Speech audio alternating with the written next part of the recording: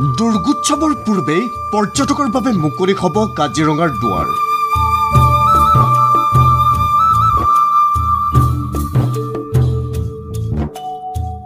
মুখ্যমন্ত্ৰীৰ ঘোষণাৰ পাছতে উৎফুল্লিত কাজিৰঙাবাসী থলুৱা ব্যৱসায়ী। নতুন পৰ্যটন বৰ্ষত পৰ্যটকক আদৰিবলৈ সাজু প্ৰতিজন পৰ্যটন উদ্যোগী।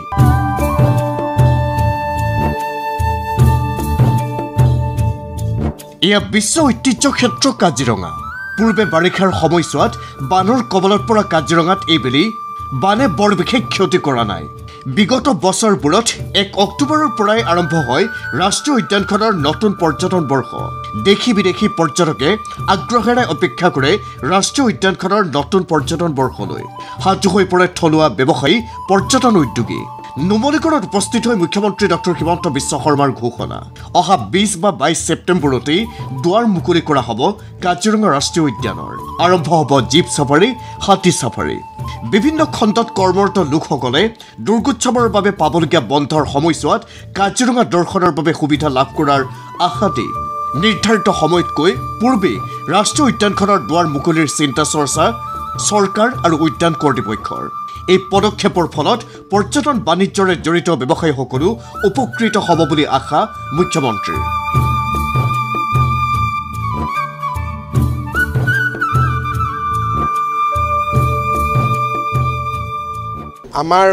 মোৰ মনত ইচ্ছা আছে যে আমি যাতে 20-22 তাৰিখে, যিহেতু এবাৰ বানপানী অহা নাই, 20-22 তাৰিখে কাজিৰঙা ৰাষ্ট্ৰীয় উদ্যানখন মুকলি কৰি দিয়াৰ আমি আলোচনা কৰি আছোঁ। 2 এদিনতে সিদ্ধান্ত হৈ যাব।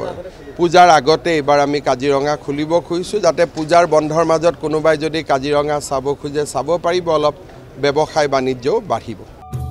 ইফালে মুখ্যমন্ত্ৰীৰ এই ঘোষণাৰ পাছতে উৎফুল্লিত জীপ চাফাৰী সন্থা, টুৰিষ্ট গাইড আৰু ব্যৱসায়ীসকল। কাজিৰঙাৰ পৰ্যটন যিসকল ব্যৱসায়ী আছোঁ, পৰ্যটক গাইড আছোঁ, সকলো উৎফুল্লিত হৈ পৰিছোঁ।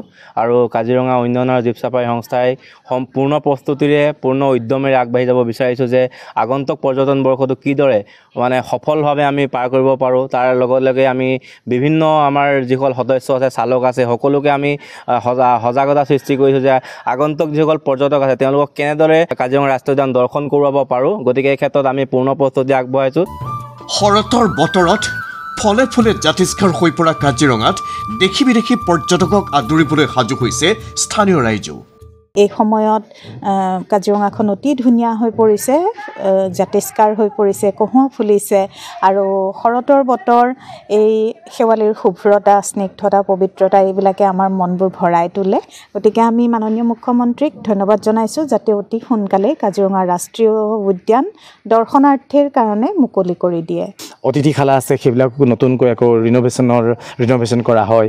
গাড়ীবিলাকো পৰ্যটকসকলৰ বাবে সুবিধাৰ বাবে যিসকল চালক তেওঁলোকে নিজৰ গাড়ীখন প্ৰস্তুত কৰি উলিয়ায়। আৰু আমি আদৰণি জনাইছোঁ মুখ্যমন্ত্ৰীৰ এই সিদ্ধান্ত। ইফালে কহৰা বনাঞ্চলৰ সীমামূৰীয়া এখন গাঁও এতিয়া পৰ্যটকৰ বাবে হৈ পৰিছে আকৰ্ষণৰ অন্যতম কেন্দ্ৰবিন্দু।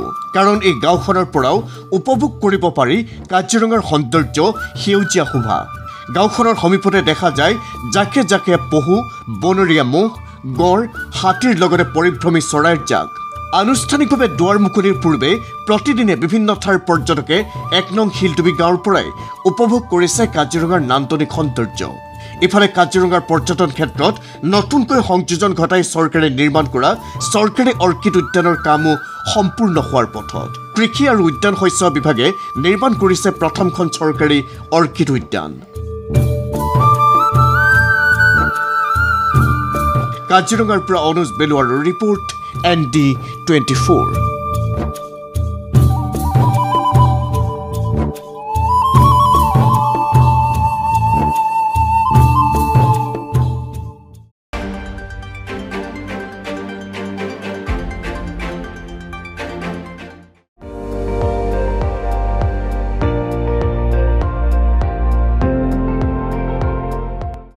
আপুনি চাই আছে ND24, সৰ্বশ্ৰেষ্ঠ নহয়, সৰ্বোত্তমৰ দৌৰত।